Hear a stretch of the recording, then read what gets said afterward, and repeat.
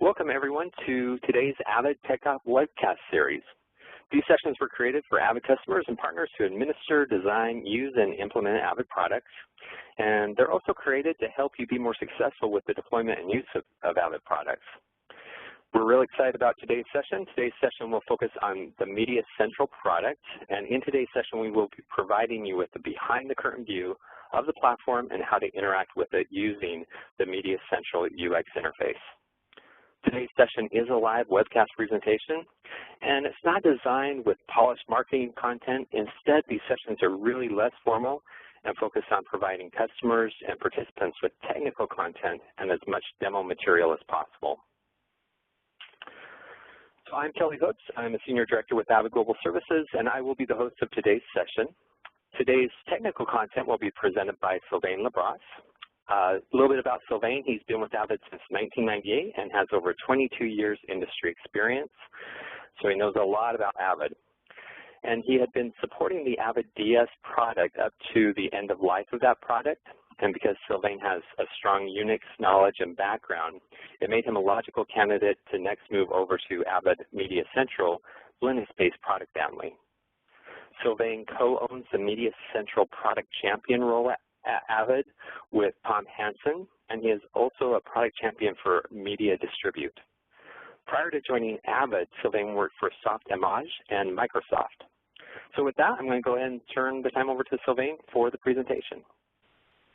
Hey, thank you, Kelly, and welcome everybody to that first technical webcast on Avid MediaCentral.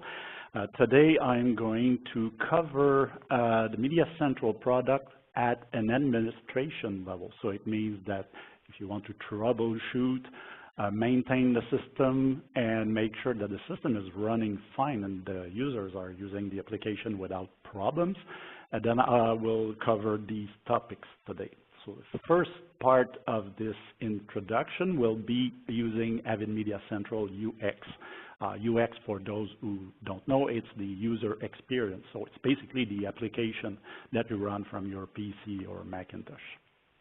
So administrative task level inside the client web interface. These consist of a few things. We are going to first cover the layout and the system settings. So if I open Chrome, because I'm on a PC here, if you was using a Macintosh, I would be using Safari. So you see, it's a web browser, right? I'm connected to the Avid website, and I want to connect, open MediaCentral, so I just connect to the MediaCentral server or cluster. You can type the URL at the top, right? Or if you're like me, lazy, you can have like a shortcut to start it immediately. And what happens is that it connects here to that address, which is my server, and it opens MediaCentral UX. So because we're going to do administrative task here, so I connect using the administrator account. It just makes sense because in this case, I will have access to layouts that a normal user or journalist or an iNews user account would not have access. I opened in this layout simply because I exited out of that layout with my administrator account. But this is actually the first layout I wanted to show you about. If we just quickly return to the PowerPoint presentation, you see that we are going to see the system settings, go over the player configuration, general iNews and interplay production configuration, message and sharing, and send to playback. So let's go back to the Chrome browser. First thing, ICPS, what is it? It's Central Playback Service. So in previous releases, when the product was called Interplay Central, this was actually outside of the application, except for the player. But now you have, since 1.8, you have load balancer, so this display this information from inside the MediaCentral UX, which is nice because you have your two player nodes. So you see here on screen that I have two servers or two nodes. So from that display, you understand that I'm using a cluster, or I'm connected to a cluster as opposed to a single server. So I do have a master node and a load balancer, which also serves as a cluster slave in case there's a fail failure on the master node, it will fail over to the slave node. And what you need to see here is black, so it means that the nodes are online and functional and properly functional. So if I open that, you see there has been some jobs. This system has been used. Anyway, it's our global lab system in Burlington. Just a little thing which could be interesting to some people. I'm currently located in Munich, Germany this week for training, but you see that I'm connecting to the Burlington lab system from Germany. So you see, MediaCentral can be used remotely. Well, for playback media, it's probably not optimal, right? Because I have the network latency, but you see, I can open Central and use it. So, all right, so load balancer, we covered that. Playback service, this is the ICPS still part. So interplay workgroup properties, in order for me to use my administrator account and still be able to connect to interplay, I need to have a generic account set on the interplay engine. So what we do for MediaCentral is we create an account like ICAS or MCA. It could be any name really, as long as this account exists in the interplay production database with the correct password. And that allows me to access the engine and the project database and media and such. The workgroup name, of course, it needs to be the correct workgroup name of the interplay. Lookup servers, they have more than one, then I can enter any entries separated with comma. And oh yeah, well, of course, general ISIS settings, because it's MediaCentral, so I need a shared storage to playback media. So I've got my ISIS in there, my network adapter, which is ETH0, so the local card. I have a choice, either 1 gig, 10 gig. Why not use 10 gig, right? I want to use as fast as possible media. And what I have here is the ISIS itself. So I connect to the ISIS, and you see the status here. It tells me it's connected.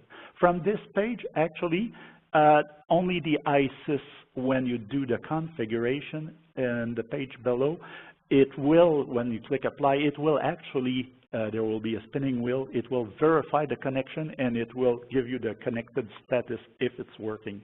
If it is not working, it will show as disconnected. So in that case, you need to verify a few things. Of course, can you access that ISIS server? Can you access the engine? Do you have the proper user account and password authentication? Such things. That means that from the server, you're not able to connect to ISIS. Here, it's fine. It's connected. We're happy. Second part here, we have the player, or the third part, I should say, and then you have the server and the host name defined. So this is basically the cluster host name. And here you see the short name, if I have like the fully qualified domain name in there, and the network is properly set up with all the DNS and reverse lookup, the FQDN will work as well. What can work here is the IP address, but it's not ideal. We don't recommend that you put an IP address. It's not exactly the proper way to make it work. But in some cases, when you don't have a DNS yet set or such, IP address will work. After we're done with the playback service, then we check the general settings. Here, there's not much to check, but importantly, if you are using MediaCentral connected to an iNews server, so you have an iNews client on MediaCentral, so you want, of course, to have a connection to the iNews server. If you have multiple iNews server clustered, so it means that this name will probably have the extension name -A or -B or -C if you have 3 of them. In that case, just put the cluster name. Don't put the -ABC, because MediaCentral will automatically recognize the cluster and resolve the name automatically. Interplay production, same thing. We need to define the host name of the interplay production server. MediaCentral distribution service, you need to define at least one MCDS, because you need to connect for doing web services like STP, transcode, transfers, things like that. You can install actually more than one copy of MCDS on different servers. So if one is failing, then it will check the next occurrence in the line. So that's why you can enter as many as you like in there. Message and sharing, right? So if you have an STP email forwarding, module is actually showing you all the running module in there. For maintenance, it's good for Avid support for on your side as a customer or an Avid partner. It could be fun to check if things are installed, but there's a lot of information in there. And of course, then to playback, which has its own profile inside MediaCentral, so all the profiles are in there. Of course, when first time you go to Central, this is empty, right? But you need to configure that for it to go out and work and export encode media and video and audio and stuff like that. So, all right, let me check now on the PowerPoint. What is the next step? The user settings. All right, so let's go to the, so user settings are, oh, I think these are the user settings I'm looking. So it's under the home page, right? And user settings are, of course, important. Oh, one quick thing here, you can change the language of MediaCentral, right? So if I'm French, so I could use Central in French. My desk office, actually, I have one version that is in French. Okay, iNews. So in order to connect and use iNews, I need a proper iNews username and password. If I go to Interplay Production, same thing, you saw that before, right? And then message and sharing, you can enable email forwarding, so you need to fill that up, MOS, and then sequence. Oh, the dissolve duration here, you can set that in. So I'm done with that. What's next in the presentation? I'm going very fast, but all this information actually is online. If you go to avid.com, check the knowledge base and check the specific release of Interplay or MediaCentral documentation. You look for the MediaCentral administrator guide, right? This information how to configure MediaCentral is in that document. So last thing I wanted to show is layout and users. So let's go back, and now it's under here. Just a quick note here, you see that I'm logged in as the administrator. You see all the layouts available. Only the administrator has access to all these layouts. As a journalist, for example, you're restricted to only rundown and story, and media logger only to log. That can be changed. It's configurable, and this is where this happens. So I'm going to open users, and it fills on screen. So first thing I have here is my users, then I have my role defined. So let's first create a user. There are already some users, but I'm going to create one just to show you. So I'm going to use my name here and a password. Can be anything really. Well, a valid. So I can fill that as well. Did I type this? No, fat finger, right?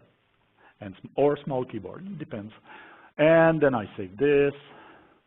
Okay, so I have this user created here, this user, and you see that I don't have any role defined here. So, okay, so I want to define a role for that. Should I be an administrator? Maybe. If I click here on John, for example, you see that he is an administrator, so he has access to all these layouts and he can administer the system. But right now I'm nothing. So I will drag journalist here, and now I inherited journalist role. So it means that if I log in as Sylvain Labrosse, I will be able to access rundown and story. And how do I know that? Because if I double click journalist here, yeah, I need to save my journalist to my account. So if I double click journalist, the layout available to me are rundown and story. I want to change that. I want to add cut. As simple as that. I just edit, and now you see cut, rundown, and story. So if I would be looking at another editor, for example, and yes, save that, of course, and you see there's advanced journalist there. What I wanted to show you is that if I go back to the journalist role, if journalist is affected to any other user, he will automatically inherit also the cut layout. So maybe it's not exactly the best way to do that. So let me show you another way. So we'll remove that. All right, and save it, of course. And then I will create another role that I will call maybe super journalist. Doesn't mean anything, but it's a name for the purpose of the demonstration, right? So I'm going to save that. So now I have my super journalist here. And by default, it doesn't have any layout. So maybe I want this super journalist to cut, log, and do a story.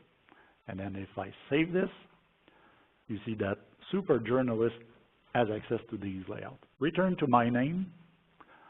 I don't want to be a journalist anymore, so I'm going to delete that role and just apply super journalist to my own role. So now, as a super journalist, and I need to save it, of course. I always forget to do that. So as a super journalist, Sylvain Labrosse can now do cut, log, and story. And you see how it goes. Of course, there's much more involved in there. Again, access the administrator guide, and you'll get all these nice details about that. So I'm going to turn to the log layout here. So it's going to retrieve the necessary information from the server or the cluster in order to build the layout structure inside the Chrome. So of course, Chrome is not an application, right? You don't have MediaCentral installed on your PC or on your Macintosh. All this exists on remote server running Linux operating system. So your PC doesn't have anything installed basically except for Chrome and a few basic things. So, all right, let's open just quickly some media in there. I can open this, and maybe, let's say, this clip, right? So this will go in the player. It's a flash player by, oh, media is offline today. Oh, okay, well, let's try another one. Okay, let me quickly close this, right, and try this instead. I think this works. No, it's still offline. Okay, this one instead. All right, well, we can check, because that's the purpose also of this training, right? It's to verify if something is right. Here it seems that my media is offline, so my connection to ISIS probably doesn't work well, or I don't have the proper credential set in my player, something like that. So that's actually why we have this sort of training. So I will just lower MediaCentral. What I wanted to do, actually, I just wanted to put a clip in the viewer and show you how you can administer Central from the server point of view without disrupting users. So just imagine here that Central is using, we have journalists and media logger and all kinds of people running Central. I will not disturb these journalists. Instead, I will launch another session. So we're done with these tasks. Let's now move to MediaCentral services. MediaCentral services means that we are working off the server or the cluster. And to test the cluster, we are going to do some basic verification on the Linux operating system. So we're going to check the operating system version, the memory usage, drives, partition volume, and network. So all the basic stuff that validate that we have running an LT system. And for that, I'm going to use a tool because we don't want to go into a cold, climatized, or machine room where the Linux server is sitting and operate and open Windows from there. So from the comfort of my office, I just need to run PuTTY configuration. This is a freeware that you download from the web, from the internet, and you don't need to install it. You just copy the file on your computer and that runs. So here, this is the computer or the server that interests me. I will load it, and I will just do a open on it. So what does that do? Well, it actually opens a PuTTY session. So you have a window that looks like this, a bit similar to a Windows command prompt, if you're familiar with that. And then because I'm an administrator and I want to do maintenance, so I'm going to log in as root. So I have maximum power on the Linux operating system. Of course, it needs a password, which I fill in there. And because here I'm not just doing maintenance on one server, I'm actually looking at a cluster. So I'm going to open a secondary session, right, with the other server. So my secondary PuTTY session is here. And of course, same root login and same password. Right? Okay, so we are in the wonderful world of Linux here. So first thing we want to check is the operating system release. So I'm going to read from a file here, this and Red Hat, And I can, if I just do like this, I type R and press Tab, it auto-completes because it finds the name equivalent to that. So if I look, Red Hat Enterprise Linux Server release 6.5. That already indicates to me that it's a recent version of MediaCentral. It could be 1.8.1 or probably 2.0. We're not there yet. We'll check that in a moment. Second thing I want to check is the memory usage on the system. So top command will display something like that. I can enlarge that little window just a little bit to show you. And then it refreshes every second or few. If you want to have a more static dialogue, then you do top minus D and you put a duration, so 8 seconds here.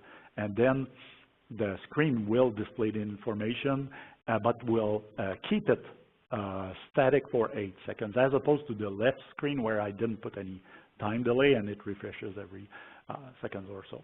So what is important to check here, CPU and memory usage for the overall operating system.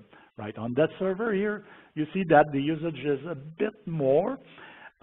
We don't know yet because we haven't checked, but that probably tells me that it's the master of the cluster. It's a bit more busy. It has more resources running on there. What you certainly don't want to see here is going over 100%. And with a problematic cluster or some services going bad, you will see that it exceeds 100%. I've seen it going over 120, over 150 sometimes. So you don't want that on a healthy system. So. All right, you press the letter Q to quit out, and then you're back to your command prompt. And you can do just type clear to have a nice, clean, cleared window. It doesn't mean that the text disappeared. They're just right there at the top of the window. But it clears the string at least. So, all right. Now we want to check disks and space, so DF here. That will list your disk and also the volumes and the mounted partitions. It's in blocks. So to have a nicer display, DF minus H will basically show them up in megabyte and gigabyte and terabyte. So it's a little better to see what you have over there. So I'll do the same over here. So like that. Oops. DF minus H, not minus F. Minus F is actually for something else. All right, so what is the difference on this side and on this side? You know, I immediately spot the problem. Look, the first node has ISIS mounted. On the second node, I don't see it. ISIS here is missing. So when I am in MediaCentral, like this, and I have media offline because my secondary node is offline. So let's try to fix this immediately. Right? So load balancer, that node here is offline. So I can probably reset it and see if that works. It disappears, and then I want to update that information. So Burlington, yep, that second node is live, and now the first node is live as well. Let's try very quickly to go to the log and see if I fixed that. You can probably also check the PuTTY session and just make sure that, where's my cursor again? Ah, okay, it's there. It disappeared on me. All right, so what I can do now is DF minus H again and see if it mounted. Ah, no, it did not mount. So, okay, it's a different problem. So it's ISIS doesn't want to mount on that system. There's a command to check that. I just need to list the root with minus L, which is list in list mode. Ah, okay. So here what we see is that the Avid ISIS shared storage has a, what do you call that, a symbolic link. It's kind of a shared folders in Windows. So the symbolic link here is red. If we do that verification on the master node, did it work? No, it did not work because I didn't tell where to check. So check on slash, which is the root level, and this is where it should. So you see on the master node, it's fine. It's mounting that symbolic link properly, but not on the master. So what I can do is probably remove it. I will just do this. So I'm not removing ISIS here, right? I'm removing the symbolic link. And ask me if I want to do that. Yes. And then test again, and it's gone. So now I need to just stop and start ISIS to bring it back. Okay, let's do that later. We spent enough time. I want to finish the verification at the Linux level, right? So mount.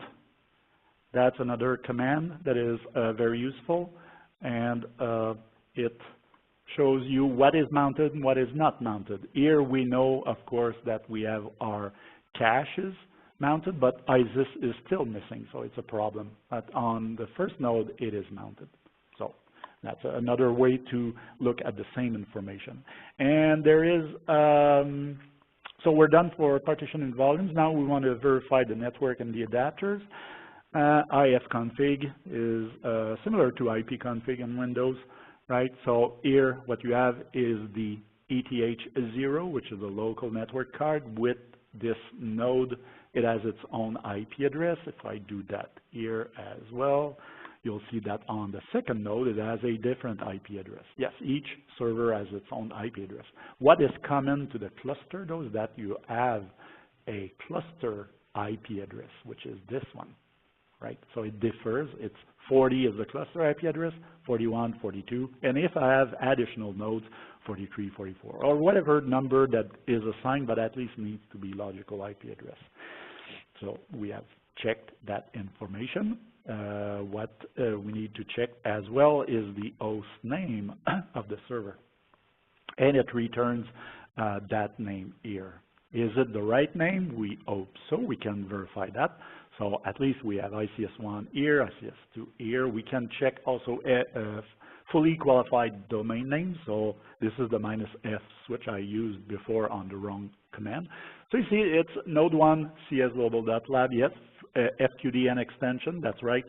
So I do the same thing here, and it's right. So if we want to go deeper and check into the host files itself, so I'm going to do this, well, this instead, right? And so I'm looking inside the host files, and I see that my IP address, my host name and fully qualified domain name, and my short host name are defined. Of course, you need to do that on both.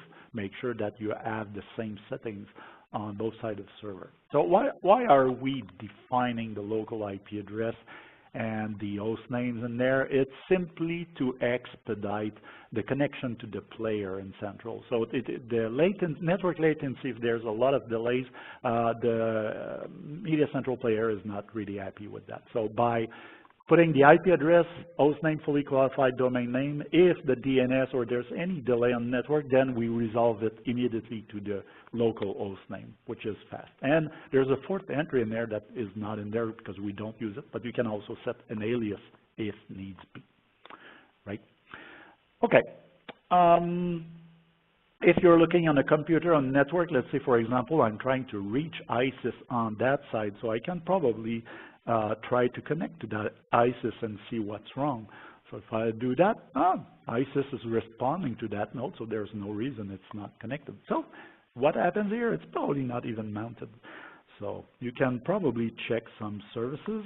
I'm ahead of myself here, but I just want to check if this is at least started. That could, you see, this is exactly why the ISIS is not mounted on that computer. So let's try to restart it. Just do a restart on that service and see if that will work. So it failed, and now it started. So that's good news. Maybe we won't work too hard. And Avid ISIS status, did that kick the status? No, so it's failed. So let's try to start that. Restart. Well, even if it's not started, let's see if that does it. Oh, see that? The mount point is there. Let's verify with a slash here. Yes, it's green. Let's return to MediaCentral. And now, oh, you see that? The time code in there. So that's looking good. So what I should do is, oops, sorry, my cursor went away from me again. All right, incoming media, under Pinewood, and then do that flip here. All right, I don't want by mistake to put a clip that I don't have rights in there. So, and it's loading. All right, so nice media from Europe somewhere. Okay, so you see, we fixed the ISIS. There was indeed a problem. It was not really set on the node 2, but now we fixed it. So the Avid FOS was dead. Okay, so preventing Avid ISIS from mounting the share as expected. All right, to a couple of other things, and we're done with Linux. I'm good on time. That's perfect. Date. And of course, we repeat that on the other side. Right, so what are we looking here? We're looking at computer or server synchronization. So I'm going to be very quick here, date. And if you look at the time, we're almost synchronized, but we're off by 7 seconds. So ideally, and well, not really ideally, we must be synchronized. We must have perfect timing. So, okay, our Avid lab system is not synchronized, so we're the bad guys. We should have that fixed, and that will be fixed indeed. But that just show you here that we have a scenario where we have 2 servers in a common clusters, and they're not even synchronized together. 7 seconds, okay, that's not that bad, probably. Minutes is certainly a bad thing. Seconds is close enough, but unfortunately, it's at risk. At risk of what? Probably if we're doing stuff like STP encode and we are connecting to other resources on the interplay work group. If there is an offset in time, well, maybe we're trying to reach media that exist in the past for MediaCentral or in the future, and that could create problem. So to resolve this issue, we are setting an NTP, Network Time Protocol, on any Windows box. We're enabling that service, and then basically we set a cron job on the Linux server to connect to that time server. So we want the MediaCentral servers not only to be synchronized together, but also to connect to the same time as the ISIS and the interplay workgroup. It's very important. Time is of the utmost importance. And finally, uptime is the last command that I'm showing you today. It's just to show you how long these systems were running. So that server has not been restarted, rebooted for 47 days, and on that side, it was last rebooted 11 days ago. Now, restart, because this is a common question from a user. How often should we reboot MediaCentral server, and should we reboot them at all? Okay, it's possible to reboot these servers. Ideally, you should not. If there's no reason to reboot Linux server and MediaCentral server for that matter, just don't do it. If there's any problem like we saw earlier a few minutes ago with the ISIS, I was able to troubleshoot and find the root cause of the problem.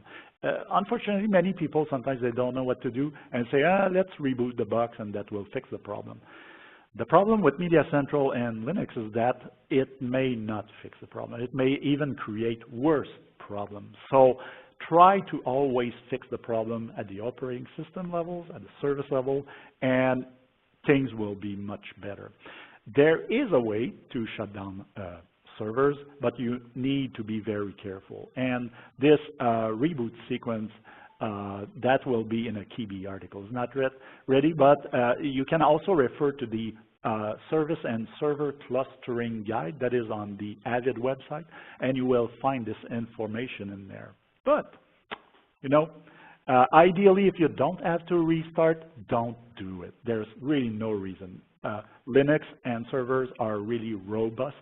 Servers are meant to run 24 hours a day, 7 days a week, and Linux is a very stable operating system. Okay, so let's switch back to, yeah, well, you see here I did a lot of stuff, and Chrome is still up and running with users. So I'm not kicking out users here. So I'm done with that. Now, let's jump into the MediaCentral Services administrative task using MediaCentral services and all the good stuff that you want to know. So we need to identify here the MediaCentral versions and the running statuses. After that, we're going to check and take a look at other dependencies or components. Some are third parties actually, so Mongo database, Postgres, RabbitMQ, there's more over there. There's the RBD also and ACS and stuff. And ACS is actually an Avid component, but you know that. And we are going to end this session taking a quick look at cluster. I'm not going to, I will spend more time with cluster with other sessions incoming for other technical seminar, but I'm going to at least show you how to monitor the resource and at least to clean up errors. So you know if there's a problem, you can call Avid support and report at least the proper information. So let's go back to my PuTTY session here. I need both because I have a cluster. And yeah, let's clear the session. Let's start fresh, right? So we do that. First thing we want to know what version of MediaCentral we're running. If we go in MediaCentral and go home, about, that little window appears and you see here version 202.372. So 202, I have the 2.0 patch to 2.01 and I have the 2.02 update release. Interestingly here, that is something they fixed recently. It was showing 2.0.0348, something like that. And when we went to 2.01, it was still showing us 2.0.0.0. So that was not very helpful. But now they changed it. We have the version from the MediaCentral interface. But if, okay, I want to get rid of that. It doesn't want to go away. Oh, come on. Okay, yeah. Let's lower that. Okay, from the Linux prompt, right, or shell command, I can just type ICS version. So even though it's MediaCentral, now it's still ICS at the administrative level.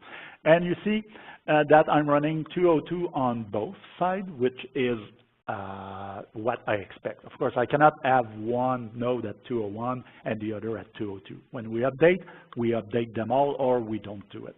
So we know what version of ICS we're running. What we want to see next is the status of Avid at the services level. So I'm going to type Avid ICS with, this is not a service, by the way, this is a script. So I'm going to check for its status. And anything I do here is safe. So operators, users are not kicked out, right? Because I'm just looking at status. I'm not actually restarting anything. Oh, I made a typo right there, right? So I forgot a letter. So what I can do here is do this little thing here. All right, so I'm going to replace this dash CS with actually dash ICS, enter. And what it did is that it actually does a replacement without having to type the full command. Well, that was a bit stupid here, of course, because the command was so short. I probably took less time to just retype it, but on a very long command, this trick can be very useful. So what do we see here? We see a lot of the Avid services start status. So, and if we look on both sides, it's pretty much the same, except that on the master node, these Avid ACS are running, and on the slave node, they are not. So this is one way to identify who is slave, who is master. There is, of course, another better way, but at least you see that. At the end, it checks for other type of services. So if I do this, service avid-all status, you see that it's repeating exactly what we add at the end of the Avid ICS script. It's because, the script is using actually looking the status for those services.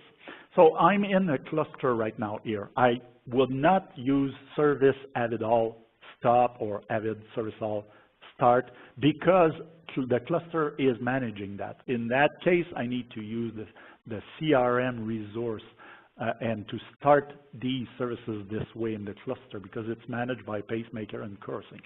Okay, a lot of words. Some of you might not know what this is. Don't worry, I will teach you that, or another person will teach you that with upcoming sessions. Because a cluster, we need to cover that in details. But for now, just know that when we are in cluster situation, we are not restarting services directly because the cluster is managing that. On a single server, if you want to restart Avid all, that's fine. And you can restart any service as long as it's a single server, not in a cluster. All right, where am I?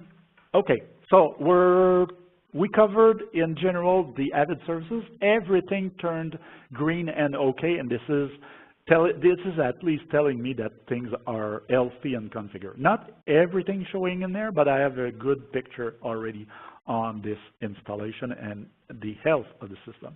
But I don't have all the details, so to get more details, I need to type specific command. One of those is DRBD overview. I can type that here. All right, and I will repeat the command on the other side and show you the difference. Right, so what I have here, that node tells me I'm primary, that node tells me and it's connecting to a secondary node. Everything is up to date, and it's connected to a database. If I go on the second node, it says I'm secondary, so I'm slave. I'm connected to a primary node, which is the master. I'm up to date as well, but I'm not mounting anything. It's because this mount point for DRBD is actually only active on the master node. So we need to have one database. If we look inside that mount point, you'll see that there is a few things: Mongo database, the Postgres database, and the Redis database.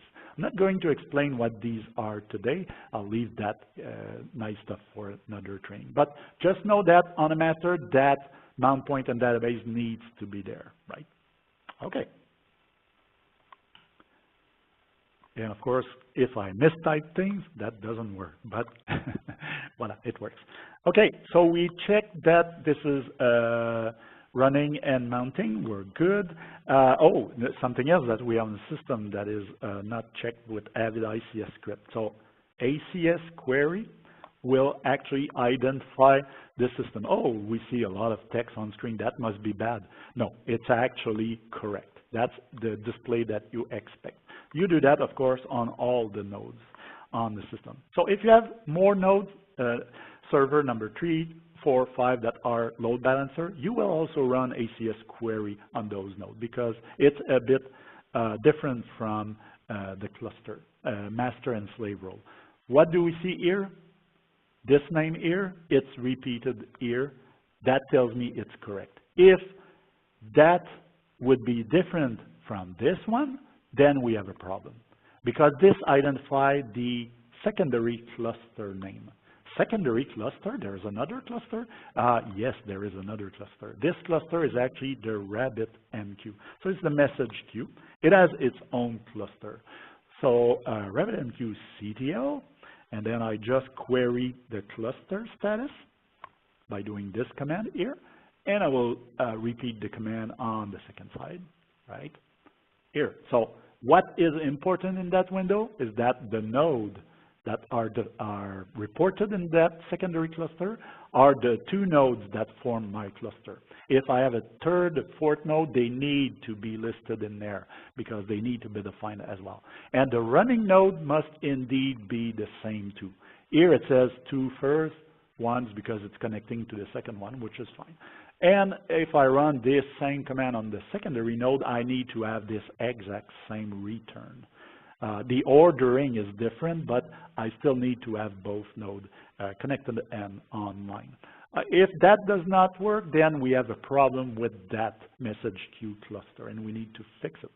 If you don't know what to do, call Avid support. We will help you. But at least you have identified a problem. You can immediately tell the online agent that, hey, look, my RabbitMQ is not, my cluster is not complete. There's missing some node, and immediately we'll know what to look for. All right.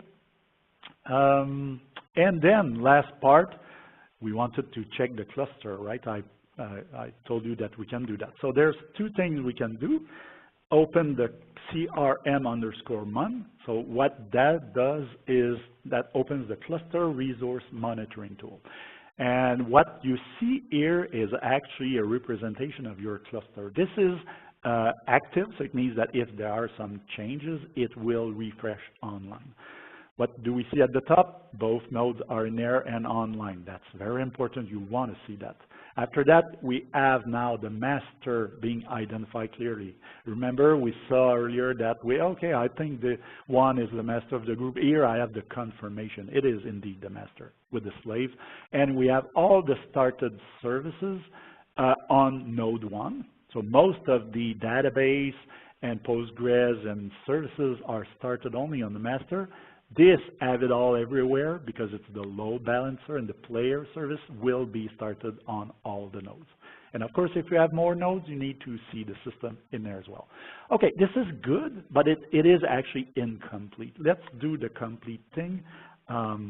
CRM_mon minus F. So minus F is to reveal the possible failure or fail count.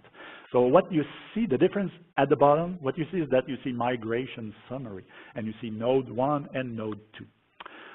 It would have been nice that I could show you an error, but if there is any fail count in the cluster, you will see immediately below the node, you will see a line with text.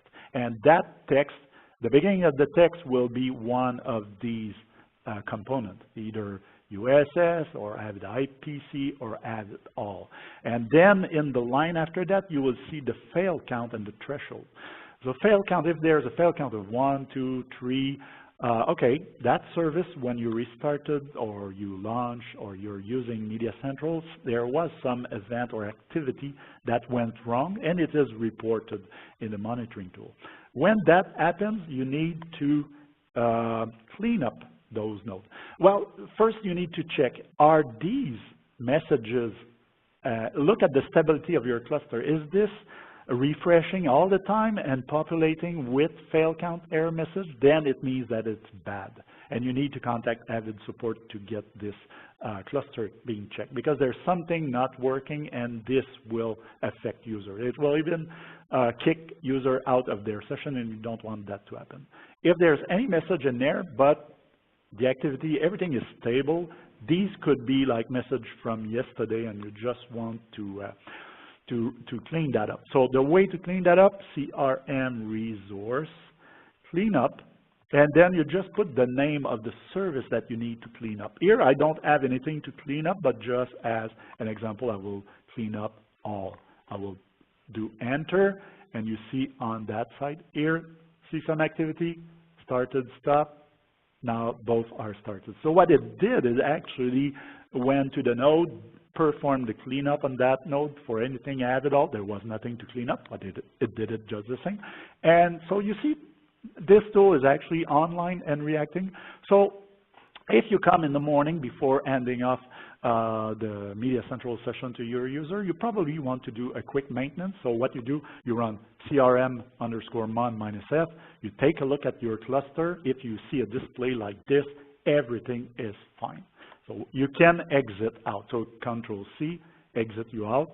You're back on the desktop. If you want to go in the afternoon and do a checkup again and everything is stable, well, your cluster is fine. Well, we do have some questions, so I'm glad we have a little bit of time now to move into some questions that came on, and I appreciate those that were able to send in some of the questions that came in. One that came in from Ryan that we'd like to cover during our QA portion here.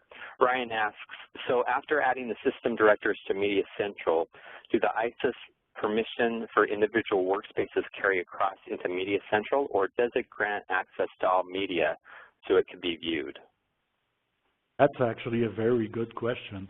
MediaCentral, the way it works is that the server just access a general master mount point. So we have ICS, I don't remember from the top of my head. I erased the PuTTY session. I could have shown you that. But basically, the ISIS is mounted, and you have access to all the workspace in one go. So what we do is that we don't select or mount. We don't have like an ISIS client that specifically mount or unmount workspace. We just mount everything, and based on your user access authentication, then we allow you to access specific workspace. But there's a lot of authentication validation that needs to be done on the ISIS side of the pond to restrict users from accessing specific workspace. I don't know if that answers the question specifically. I hope it does. Sounds good, and we'll follow up with Ryan to make sure that helped cover it. Another question that came up here, Sylvain, that maybe you can answer for us is, can we use any type of Linux operating system, or must we use Red Hat? Yes, currently we need Red Hat Enterprise Linux, and we need also a specific version of Linux per central release. So right now we're using MediaCentral 2.0, well 2.02 with the patch, and we're on Linux 6.5. For patches, if ever you, I'm just going to grow on that question. Red Hat might insist that you install patches on the operating system, but for MediaCentral, you should not do it. Of course, there are exceptions. Recently, we got it with the shell shock bash type of security failure or security, I forget the name, but it's a vulnerability. Sorry with my French, but and so we did test and qualify these critical patch. So we will allow them, and they are on the knowledge base with all instruction and where to get the RPM. But generally speaking, you install the operating system and you don't add anything to it. Great. Okay, good. And it looks like we have time for just one more question here. So this will be the final question. The question we've got here is, where can we find information or tutorials on MediaCentral? So additional information and additional tutorials. You can go to avid.com. If you look at the knowledge base section, you will find an article that is called Avid, it's a video tutorial and then how to. And in that section, there's a new section for MediaCentral, and already it's being populated with a few web presentation showing the MediaCentral UX. So it's not technical, it's really how to use the application, the web application. After that, at the bottom, of course, there's the Tech Talk section with this presentations today. And of course, look on the knowledge base for technical articles on MediaCentral. So just do a search on Central, and you will find that already we have somewhere between 20 to 30 key articles written on the product. And more are coming, obviously. And of course, don't hesitate to reach out to the knowledge base article for MediaCentral and or older legacy release Interface Central documentation, because there is the cluster guide, there's the install and configuration guide, there's a lot of information on Linux, how to set up and also configure and how to maintain your system. Fantastic. All right. Well, again, thank you, Sylvain, for this great information on MediaCentral. I hope everyone was able to get a lot of information from today's session. And for any questions that Sylvain was not able to answer because we ran out of time, we will be, again, emailing out in the next few days after Sylvain has a chance to answer the questions, a document with all the answers to these questions. All right, so if you found today's session useful, we also suggest additional training options to help you be even more successful with MediaCentral Platform. For those looking to gain technical certification on MediaCentral Platform, there is a WG453 ACSR class that's available. And just as a note, prerequisites are the editor, ISIS, interplay administration, and ACSR courses listed on this slide. Definitely go to avid.com/training. That's a quick URL that you can get to the training courses and click on Find a Course and Enroll.